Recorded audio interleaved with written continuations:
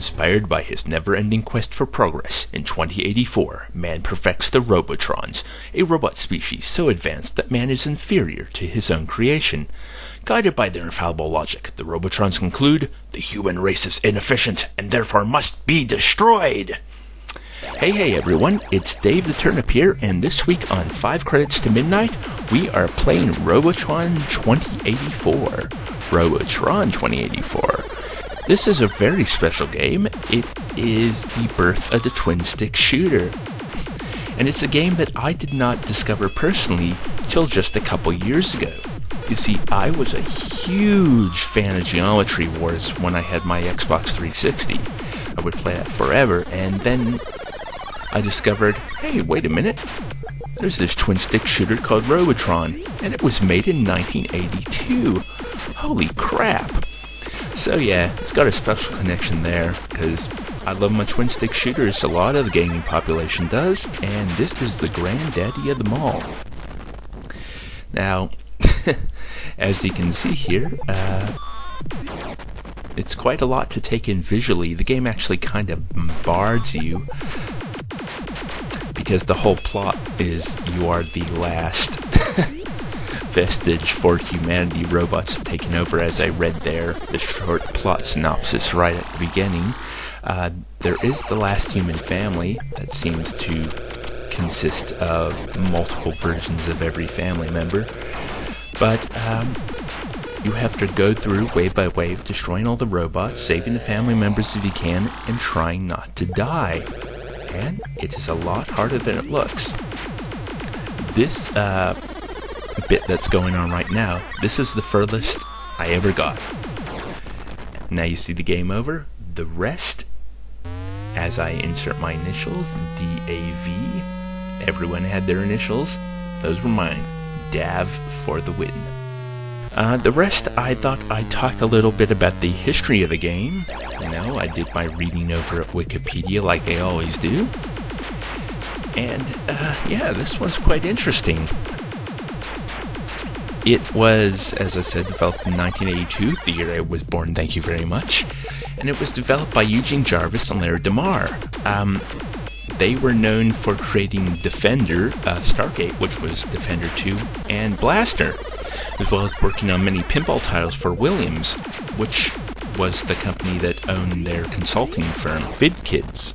And Jarvis himself, Eugene Jarvis himself, actually went on to develop not only Narc, but Smash TV, which is a cult favorite among video game players. And for those who like Smash TV, you can see how it was inspired by what was started here in Robotron. So, Robotron does use a twin-stick setup, which had not been seen before. This is the first use of the twin-stick setup. Now what happened was, Eugene Jarvis, he loved the game Berserk, but he was very unsatisfied by the control scheme. Berserk had one control stick and a button to shoot, and you could only shoot in the direction that you were aiming. He found that rather inefficient. So he decided to add a second controller, one to move, one to shoot, and the revolution was televised. Yeah, I mean, it really changed the way games could be played. The only other control scheme that I think is really revolutionary in that era, I could probably be proven wrong by more, but I'm thinking of the roll ball from Cabal. I mean, it kind of made the game a little harder to play than need be, and I actually think Blood Brothers is a much better game because it uses a more traditional control scheme, but that's for another 5 credits. I probably will cover Blood Brothers sometime in the future. I do love that game.